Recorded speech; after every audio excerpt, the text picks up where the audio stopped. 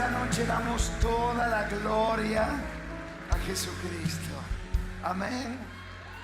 Yo estoy convencido que no vas a ser la misma persona luego de estos 2 días. El Señor te ha traído para tocar lo más precioso que todos tenemos, que es nuestro corazón. Porque si nuestro corazón puede ser impactado, luego toda nuestra vida va a ser totalmente transformada. ¿Por qué no levantas tus manos en alto y le decís: tócame, Espíritu Santo? Señor, en esta tarde estamos aquí porque tenemos hambre, porque queremos ver tu gloria, porque queremos conocerte más y más. No hay nada que atraiga nuestros corazones como tu presencia. No hay nada que nos pueda cautivar como tu Espíritu Santo. Señor, toca nuestras vidas. Envíanos, Señor. Envíanos a cada rincón, a cada lugar de esta nación y de otras naciones, para que el nombre de Jesucristo sea levantado y conocido. Te lo pedimos y te damos gracias. Amén y amén. Bendito sea Jesús. Gloria a Dios. Pueden tomar asiento, pueden tomar asiento.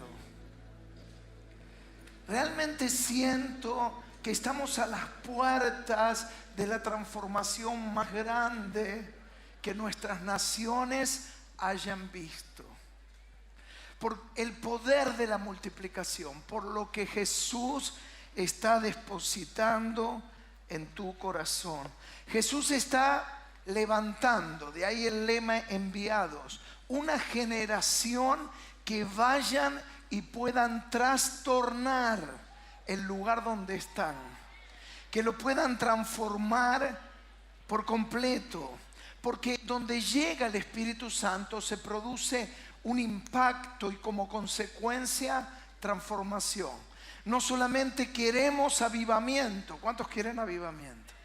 Sino queremos un avivamiento que produzca transformación. Siempre que Jesús desembarca en un lugar, se produce la transformación. Así fue cuando llega a la tierra de Gadara, y recordarán ustedes, le sale al encuentro el endemoniado gadareno. Él va a ser transformado y toda Gadara va a tener la oportunidad de conocer a Jesús. Y es un momento clave, porque sepan ustedes que los habitantes de Gadara lo van a echar a Jesús y le van a decir: anda a otros lugares. Qué tremendo es esto. Es decir, siempre tenemos la posibilidad de decirle bienvenido Espíritu Santo, o de rechazar y decirle: está todo muy bien, estoy feliz con lo que acabo de escuchar, pero no quiero más. Pero lo maravilloso que los que estamos aquí en esta noche es porque queremos más y más y más y más de Jesús. ¿Cuántos quieren más de Jesús? El Señor está buscando chicos y chicas que trastornen. Mira, yo te traje, son 54 segundos de algo que el Espíritu Santo comenzó a hacer en la escuela de la policía de la ciudad de Buenos Aires. La ciudad de Buenos Aires tiene unos 15.000 efectivos, tiene una escuela de cadetes, y el Señor comenzó una inquietud con unos instructores, con unos chicos, empezaron a reunirse. Tuve la oportunidad de ir a la segunda reunión y miren ustedes, ahí me van a ayudar con estas imágenes lo que pasó ahí.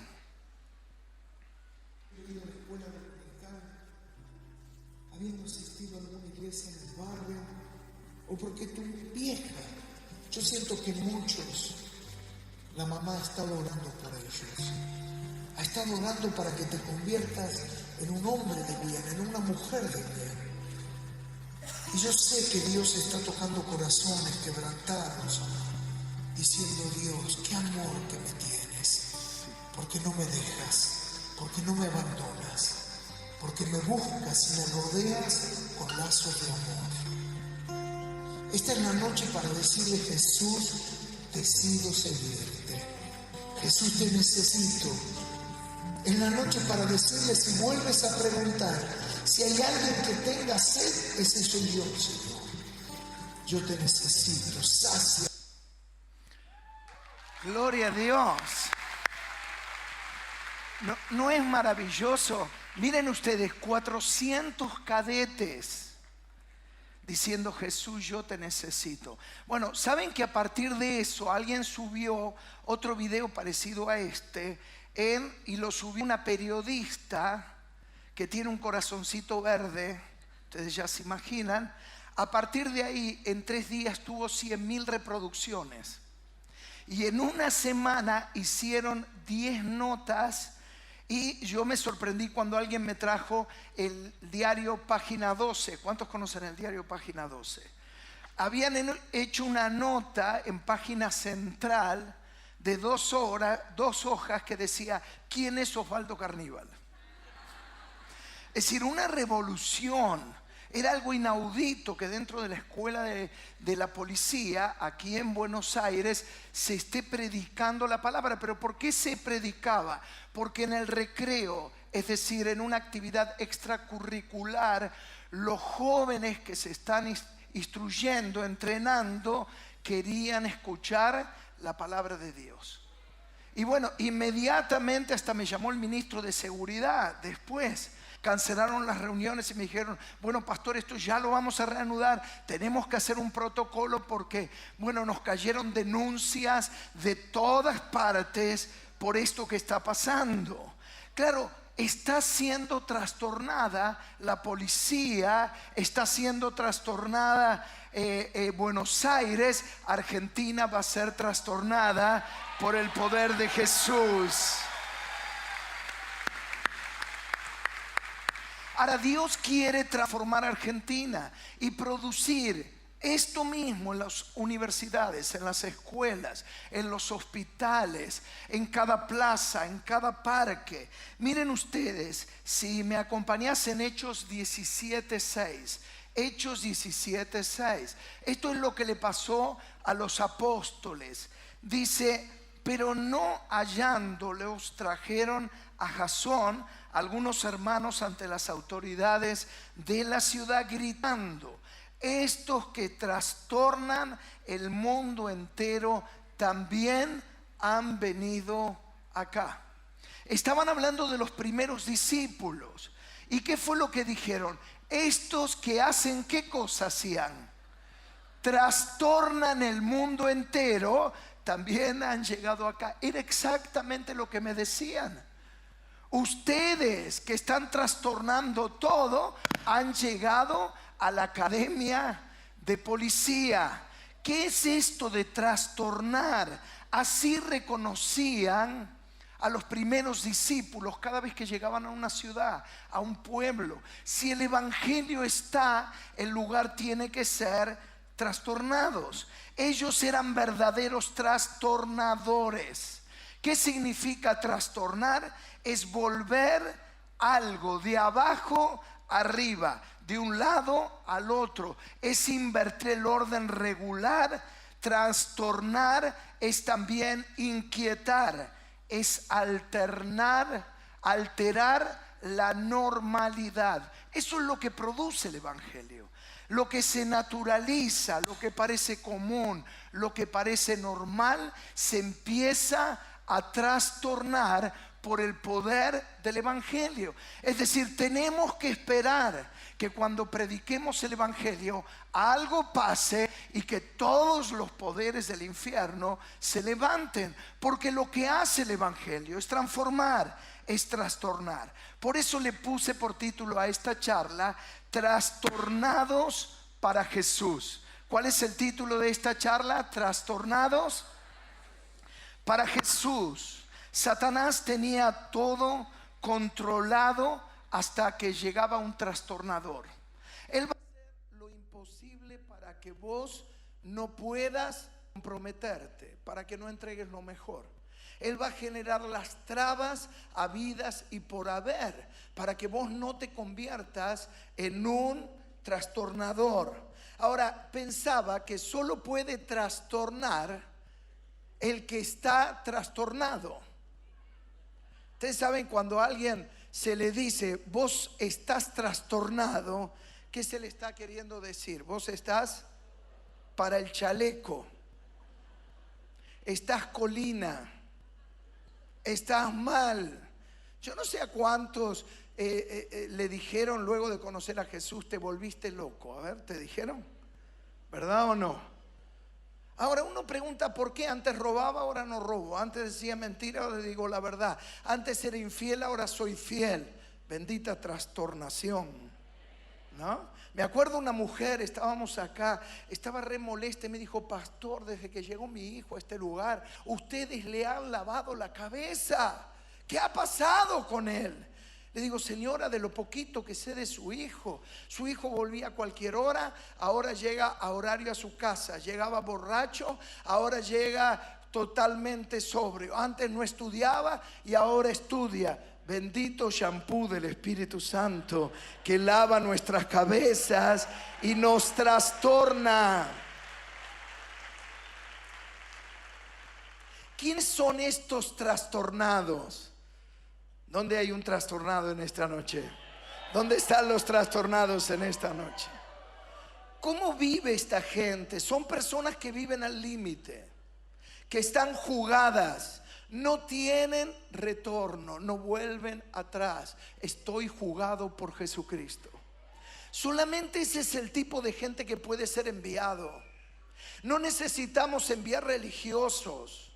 No necesitamos enviar personas que no están trastornadas por el Espíritu Santo. Los trastornados son personas extremas. ¿Cómo los miran? Los miran como bichos raros. Son mal mirados, incomprendidos, rechazados muchas veces. Van a hablar por atrás. Ahí viene el loquito. Ahora va al culto. Antes paraba con nosotros. Es un bicho raro el trastornado. Son estos que donde llegan, la luz llega con ellos. Son los que lo dejan todo por Jesús.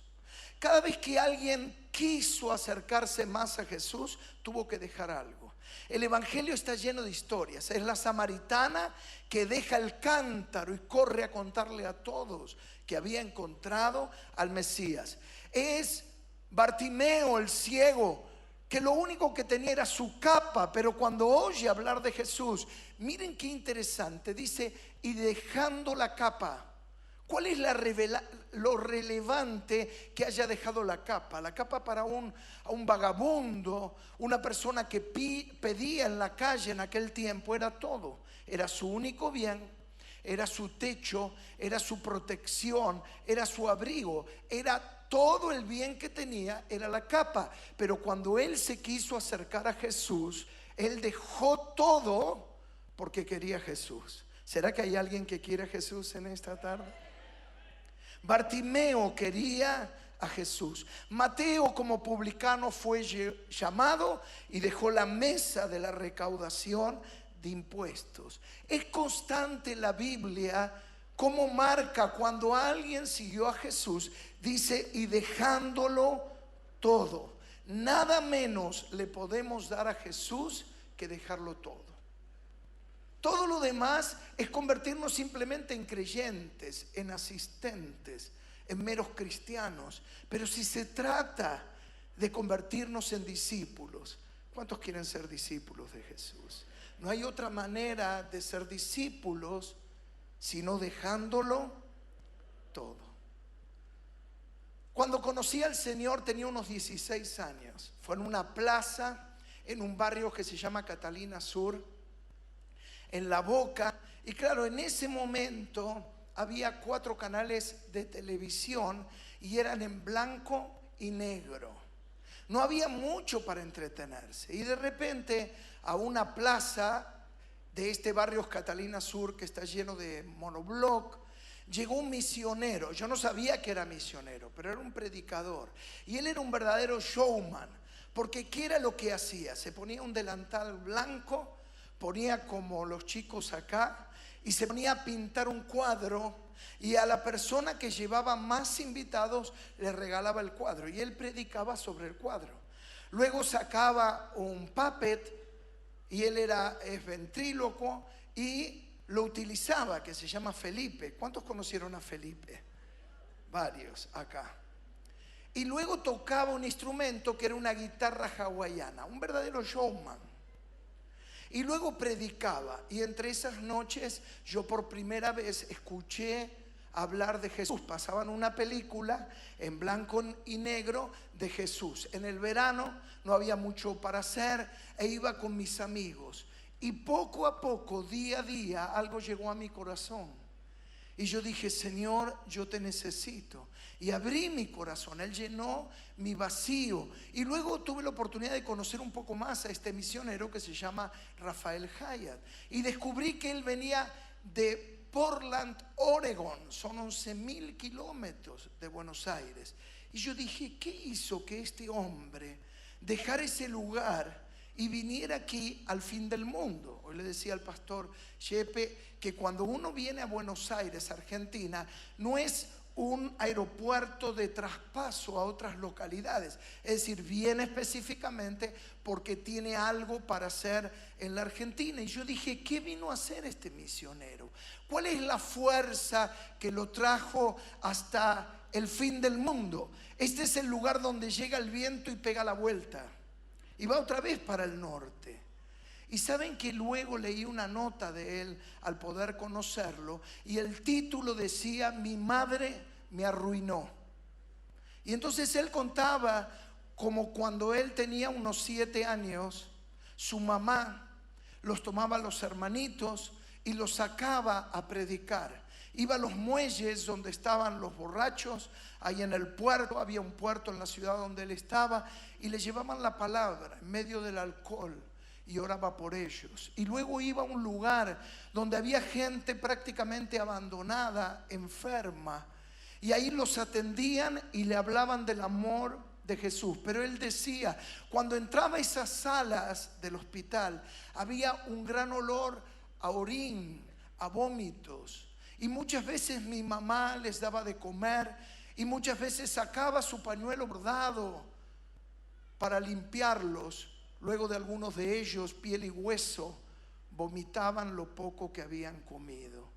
Mi mamá me arruinó, porque no me permitió a partir de ese momento estar quieto, sentado en una oficina, sino recibí en mi corazón un llamado de no poderme quedar quieto, porque todo el mundo necesitaba conocer a Jesucristo. Y saben que él era profesional, pero dejó todo lo que tenía. Es ese dejándolo todo. Y vino desde el fin del mundo acá a Buenos Aires a hablar la palabra del Señor. Y entre los tantos lugares donde él predicó la palabra, en un lugar yo escuché la voz de Jesús y acepté a Jesucristo, dejándolo todo. No hay otra manera sino entregándolo todo por completo. No son personas convencidas, son personas enamoradas de Jesús. Cuando tienen ese encuentro con Jesús, luego le es imperioso querer más y más de Jesucristo. Saben que después de muchos años yo me enteré algo que no conocía, porque cuando conocí al Señor, al tiempo tomé la decisión de entrar al seminario. Pero claro, yo tenía 17 años y para poder ingresar tenías que tener 18 años o el consentimiento de tus padres. El problema fue que mis padres pensaban que yo me había metido en una secta. Creían que me había trastornado. De alguna manera ellos tenían la expectativa de que a mí me pudieran dejar un mejor futuro, de una casa de clase media, humilde. Mi papá, mi mamá trabajaron toda la vida. Yo no aprendí otra cosa de ellos que el trabajo, que el esfuerzo, que la honestidad. Y claro, yo estaba estudiando ya, perfilándome para medicina. Pero de repente ahora aparezco con que algo trastornó mi vida y que ahora yo quiero dedicarme y consagrarme en el seminario. Bueno, mi mamá fue al presidente de las Asambleas de Dios y lo amenazó. Usted no lo va a dejar entrar a mi hijo. Y no acabó ahí. Luego se fue con el director del seminario y le dijo, ni se le ocurra. Y claro, luego ellos mismos me contaron. Me dice, nosotros teníamos miedo, dijimos, esta mujer va a hacer cualquier cosa y no te dejamos entrar. Hasta que pasó un año, yo alcancé la mayoría de edad y entonces persistí con el trastorno y entonces pude entrar al seminario. Ahora, ¿sabés qué? Van a pasar muchos años y luego me enteré. Todos los sábados a la mañana yo salía con un amigo que hoy en día él es pastor en Resistencia Chaco y que, bueno, él levantó una congregación maravillosa de su iglesia. Salieron pastores que fueron a Formosas, iglesias gigantescas de miles, nacieron justamente de la congregación que él abrió. Pero los sábados a la mañana íbamos a una plazoleta en Casero y Monteagudo, la plazoleta Monteagudo, ahí en Parque Patricios, y predicábamos la palabra de Dios frente al Parque Patricios. Y después de muchos años yo me enteré que mi mamá muchas veces me seguía y se escondía detrás de los árboles para ver dónde iba este chico. Ese chico era yo. Y ella lloraba y decía, ¿qué va a ser de este muchacho? ¿Qué va a ser de este chico? Yo quiero darle un futuro, yo quiero que aunque sea tenga una profesión. ¿Qué va a ser de la vida de este chico? ¿Y quieren que les cuente qué pensaba ese chico? A ese chico no le importaba nada. Yo quería a Jesús. Yo quería más y más de Jesús.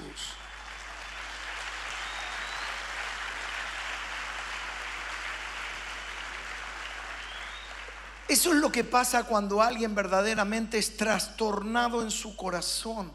Y no solamente se emociona, sino toma compromiso y decisiones por seguir a Jesús. Y saben que el Espíritu Santo, en una mañana, en una graduación que tuvimos aquí de la Escuela Sobrenatural, ¿cuántos saben lo que es la Escuela Sobrenatural? Wow. Bueno, el Espíritu Santo me habló. Esto hace como 2 años atrás. Y lo vamos a poder plasmar, materializar a partir del 2020. Ya comenzamos la Escuela Sobrenatural hace 3 años atrás con unos 300 alumnos decididos a ingresar a lo sobrenatural del Señor. Pero el Señor me puso una carga que podamos comenzar en el 2020 una escuela sobrenatural de todos los días.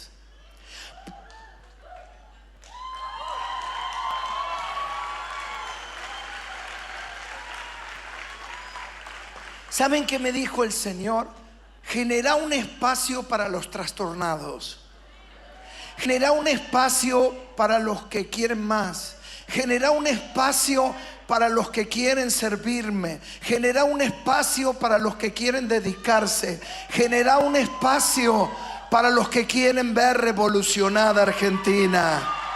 Gloria a Dios.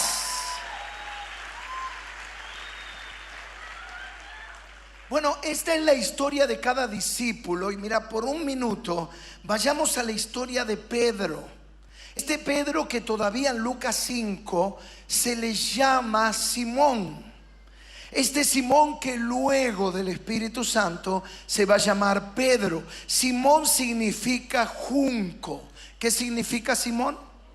Es algo llevado de un lado para otro inestable, pero luego del Espíritu Santo él va a asumir, Jesús le va a poner un nuevo nombre y este va a ser piedra. Él va a ser firme. Y esa es la obra que hace el Espíritu Santo. La vida de Simón, el que iba a ser Pedro, era una vida rutinaria. Todos los días con su hermano Andrés salían a pescar. En la ciudad vivían de Betsaida, a las orillas del lago de Genezaret. Y todos los días era la misma historia. Y de repente en Lucas 5 nos cuenta la Biblia que luego de toda una noche infructuosa donde no habían pescado nada, Jesús se les aparece por primera vez y le va a pedir una de las barcas a Pedro. ¿Saben para qué? Para alejarse un poquito y predicar. Es decir, claro, al alejarse del lago, la voz se reproducía como un espejo difusor y la gente podía escuchar mejor a Jesús. Cuando termina de hablar, Pedro está lavando las redes. ¿Qué estaba haciendo Pedro? Claro, toda la noche lavar las redes las preserva porque eran sus herramientas de trabajo. Y mientras que las está lavando, Jesús los invita a subirse al bote a pescar. ¿Y saben qué le dice Jesús? Toda la noche hemos estado trabajando. Es decir, a mí me encanta la pesca y cada tanto cuando puedo voy a pescar. Pero para mí es un esparcimiento. Pero para Pedro era un trabajo, era el rigor. Si no pescaba, no comían en la casa. Y le dice, toda la noche trabajamos y no logramos nada. ¿Para qué vamos a ir? Nosotros sabemos del tema. Pero Pedro obedece, se suben al bote y Jesús le va a decir, echad las redes. ¿Cómo le va a decir? Echad las redes. Y Pedro dice, en tu nombre echaré la red. Jesús lo invita a echar en plural todas las redes que él tuviera, pero no te olvides, Pedro las acababa de lavar y Pedro va a echar una red. Es como decirle, bueno, te voy a dejar conforme, vas a ver que no pescamos nada y entonces te doy el gusto y regresamos a casa porque estuvimos toda la noche sin pescar y estamos agotados. Ahora, ¿qué es lo que va a pasar? Cuando echa la red, una sola, casi la red se rompe de la cantidad de peces que logra atrapar. Y tienen que llamar a otras embarcaciones por la gran cantidad de peces, porque la pesca había sido, así la titula el Evangelio, milagrosa. Y dice que cuando llegan a tierra, imagínate la red de peces que se rompía. Dice que Jesús, inmediatamente Pedro cae de rodillas delante de Jesús. Dice, apártate de mí, que soy hombre pecador. Y Jesús le dice, te voy a hacer pescador de hombres. Pero pasa algo. Dice, termina el versículo final de la historia, dejándolo todo, Pedro le seguía. Y yo dije, se volvió loco. ¿Qué le pasó a Pedro? Y el Espíritu Santo me dijo, es que Pedro estaba trastornado. Porque yo me pregunté, una ecuación fácil, ¿qué era lo único que él esperaba? Tener el resultado de una pesca milagrosa. Se le va a dar por primera vez en la vida y ahora se volvió loco. Lo que más quería lo termina abandonando. ¿Qué fue lo que le pasó a Pedro? Este es el poder del llamamiento. Es el poder que nos hace dejar los pescados para quedarnos con Jesús. Abandonar la provisión para quedarme con el proveedor. Pedro también entendió que si tomaba los peces se podía ir a la casa, pero luego que se acabaran los peces no iba a tener más peces. Pero siempre que estuviera Jesús a su lado, siempre iba a haber provisión sobre su vida. Y él lo dejó todo. Esta es una noche, yo no sé si te das cuenta, para dejarlo todo, para seguir a Jesús. A partir de ahí Pedro es invitado a una nueva dimensión espiritual. Algunos quieren seguir caminando dentro del bote, pero Jesús los está llamando a caminar fuera del bote. Si vos querés ver la gloria de Dios, ¿cuántos quieren ver la gloria de Dios? Vas a tener que salir del bote. Muchos te podrán decir que te ahogaste, pero vos le podrás decir, pero yo caminé sobre las aguas. Es que cuando yo leía la historia, muchos de ustedes saben que Pedro va a caminar sobre las aguas y él se va a terminar ahogando, que era simplemente la historia donde Pedro se ahogó. Pero descubrí que no es así la mirada, sino es la historia de 11 cobardes que se quedaron dentro del bote. Los que se quedan dentro del bote nunca tienen nada para contar. nunca tienen nada para decir. Los que pueden ver la gloria de Dios y decir cuán grandes cosas Jesús puede hacer, están llamados a salir fuera del bote. Son los que abandonan aquello que toda la vida han preciado y han querido, pero encuentran un valor mayor. Porque, ¿saben, chicos? La vida no es otra cosa que una guerra de amores, donde termina prevaleciendo aquello que nosotros amamos.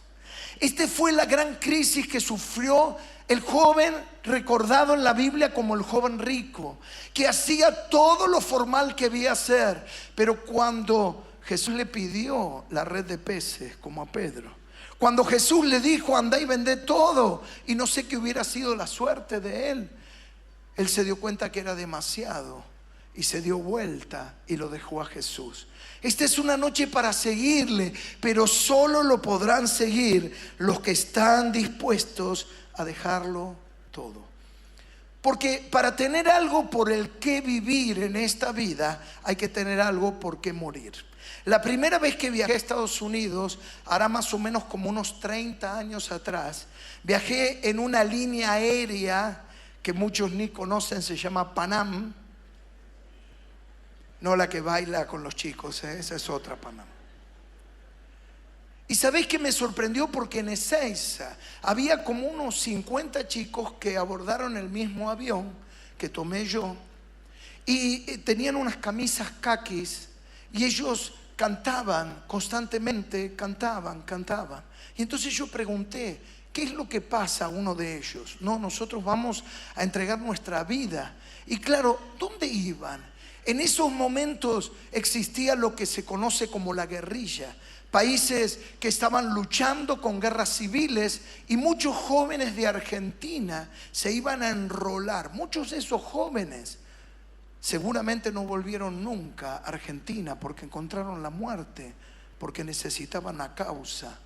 Porque en realidad, para poder vivir la vida, se necesita tener algo por lo que vivir. No hay causa más suprema, más trascendente, más maravillosa que decirle: Jesús, dejo la red de peces, lo dejo todo, yo te voy a seguir, yo te quiero a ti, yo te quiero a ti, yo te quiero a ti, Jesús. Yo te quiero a ti, Jesús. Bergen Johnsen fue un misionero que vino de Noruega a la Argentina. Llegó a la Argentina, él nació en el 1888. Esta historia que te voy a contar está acá en este libro, El Legado. Dice: historia de un avivamiento en Argentina. Claro, nuestra iglesia Catedral de Fe pertenece a las Asambleas de Dios, y yo tuve una inquietud, poder escribir la historia, porque yo dije: Señor, tenemos que dejar un legado. Es decir, a cada uno de ustedes tienen que saber qué pasó, quiénes nos antecedieron. Por eso te hablé de Rafael Hayat, por eso te conté algo de cómo me convertí.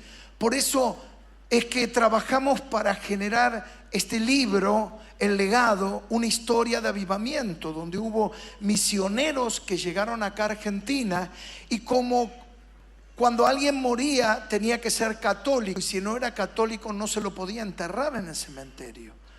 Muchos de estos misioneros, sus hijos, fueron enterrados a la vera del camino, porque no les permitían ser enterrados en los cementerios y darle una digna sepultura. Y Bergen Johnsen, él nació en el 1888. Y él vino desde Noruega, experimentó el avivamiento que comenzó en Azusa. Y él vino a ser parte como misionero de las Asambleas de Dios, pero de Noruega en este caso. Y cuando él llega a la Argentina, Dios le habla de irse a embarcación. Dios le dio una visión de irse a Salta, pero al borde casi con Bolivia. Y miren uno de los días que fue lo que pasó. Él llega a una tribu en un caballo blanco, y el primero que sale a su encuentro era el brujo de esa tribu indígena. Y este brujo comienza a gritar: es él, es él, es él. Y entonces el misionero Berger le pregunta: ¿qué es lo que pasa? Es que yo tuve un sueño anoche.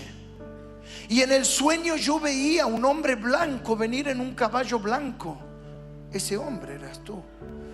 Y en ese sueño la voz me decía: ese hombre te va a decir y le va a decir a toda la tribu la verdad y cómo acercarse a Dios. En pocas horas toda la tribu estaba reunida para escuchar al misionero Bergen Johnson y aceptar a Jesucristo. Fue fruto de ese trabajo. Hoy en día hay más en el norte de 100 congregaciones con 15,000 descendientes de esos primeros aborígenes. Y entonces empecé a entender qué les movía desde Noruega, la otra punta del mundo. Este muchacho con 22 años. No te olvides que no había Google Maps. No podías averiguar dónde hospedarte en booking.com. Muchas veces salían con una palabra, con un nombre que no los dejaba dormir. Y en este caso era embarcación, embarcación, embarcación.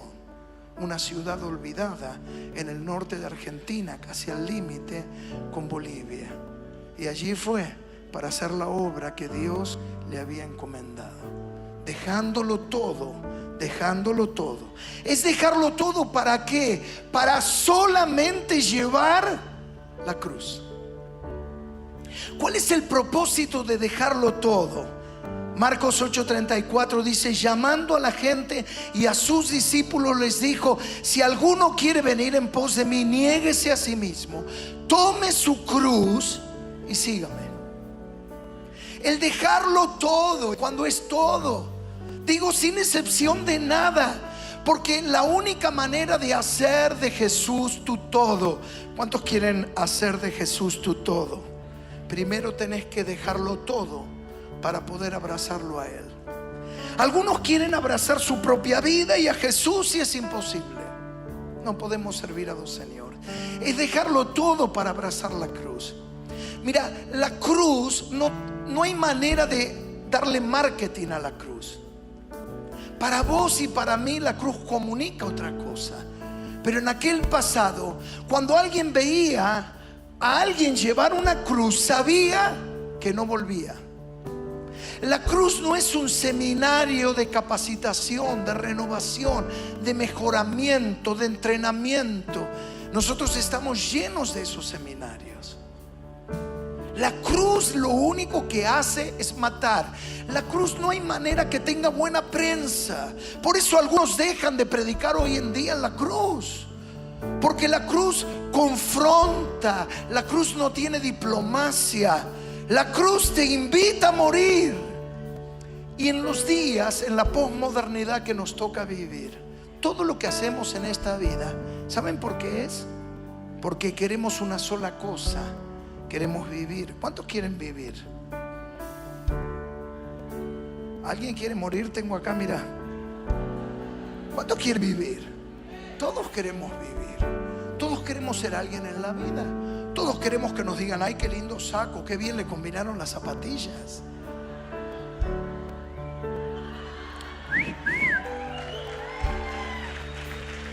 Todos queremos agradar a los demás. Todos queremos vivir. ¿Cómo acomodo el mensaje de la cruz? No tiene marketing.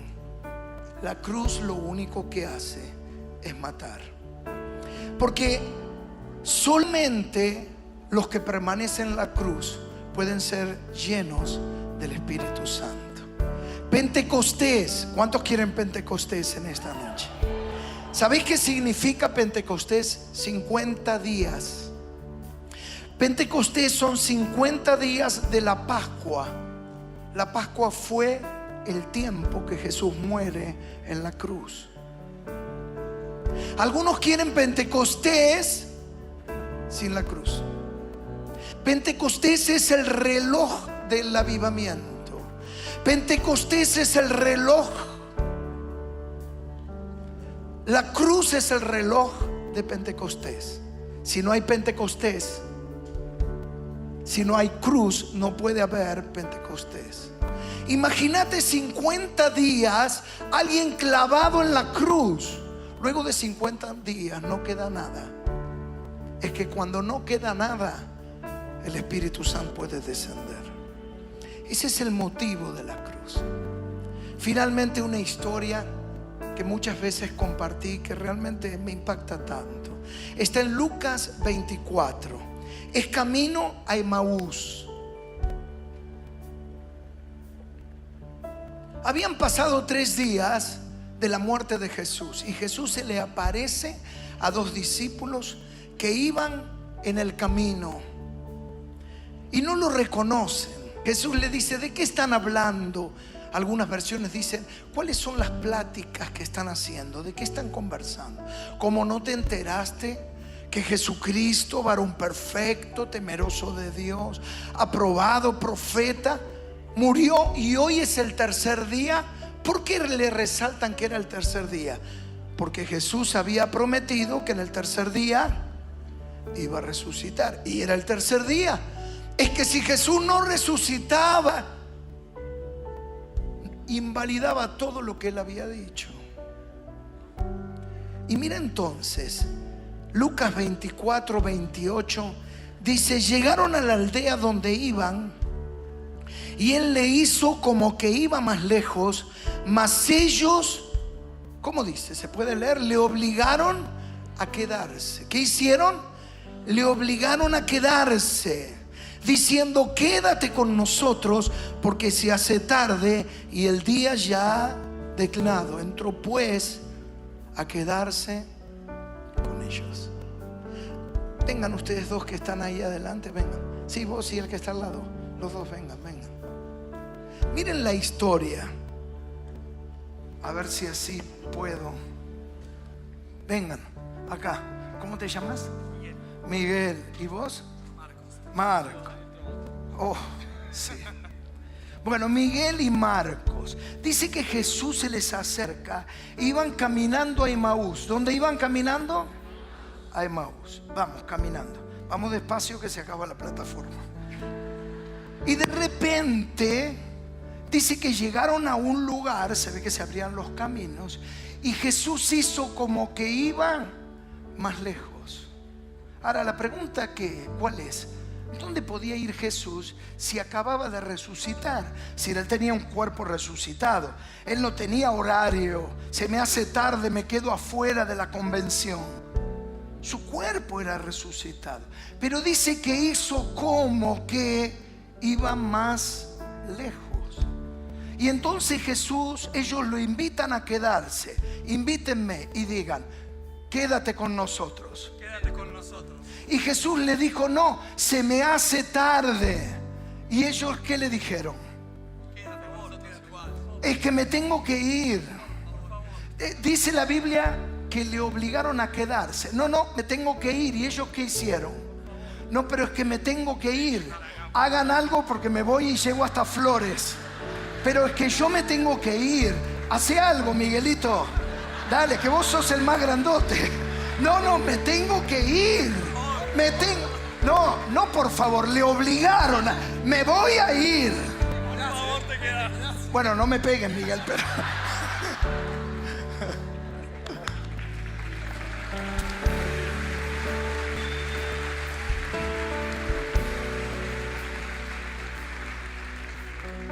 Impresionante. Y eso que no tuvimos tiempo para ensayar. A ver si ustedes se dan cuenta. ¿Qué estaba queriendo hacer Jesús? Estaba queriendo despertar en ellos el deseo de retener a Jesús. ¿Cuál es el sentido de estas convenciones?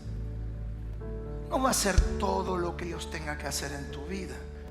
El único y principal sentido es despertar algo en vos que te lleve a obligar a que Jesús se quede con vos. Él te ha traído de tan lejos para despertar una pasión. Es la pasión única sin la cual nadie está dispuesto a dejarlo todo. Por eso estaban trastornados, y solo los que están trastornados pueden trastornar a otros. El mundo no necesita una religión. El mundo necesita el mensaje apasionado de Jesucristo.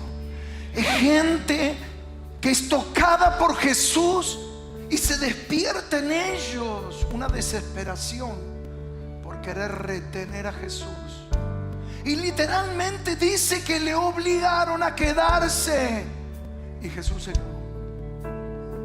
¿Será que habrá alguien aquí en esta noche dispuesto a obligar a Jesús? Quédate conmigo. Ya no me interesa nada de todo lo que esta vida me puede dar. Ya no me interesa ninguna de las propuestas que por años he acariciado. Ya no hay nada que me interese en esta vida, sino yo te quiero a ti, Jesús. ¿Será que hay alguien que quiera a Jesús? Ponete en pie conmigo. ¿Será que hay alguien que está desesperado por decirle y obligarle a Jesús: quédate conmigo, Señor? Lo único que quiero en esta vida, te quiero a ti, Señor. Es esa misma pasión, es ese mismo toque que tocó el corazón de Rafael Hyatt y lo hizo dejar Oregon o Bergen-Belsen en Noruega en el 1888. ¿Qué es lo que le pasa a esos hombres y mujeres que lo rinden todo, lo entregan todo, que nada ni nadie ni el infierno los puede detener? Son hombres y mujeres tocados por el Espíritu Santo. Su vida fueron trastornados y ahora van a trastornar el mundo. Todo comienza con un toque, con un despertar. Es Jesús que te toca, es Jesús que me toca, es Jesús que me despierta en mí. No soy yo que lo busco a Él, es Él que me busca a mí y despierta en mí una pasión por buscarle, una pasión por abrazarle, una pasión por hacer de Él mi mayor amor, por encima de todos los amores, por encima de todos los deseos. Yo te quiero a ti, Jesús. ¿Será que hay alguien que quiera a Jesús? Si hay alguien que quiera a Jesús y quieres decirle: Jesús, estoy desesperado por vos, este es el lugar en el altar. Este es el lugar para decirle: Jesús, vuelve como el primer día, vuelve como la primera hora, vuelve como el primer momento. Despierta mi corazón, despierta en mí una desesperación por quererte solo a ti, Señor.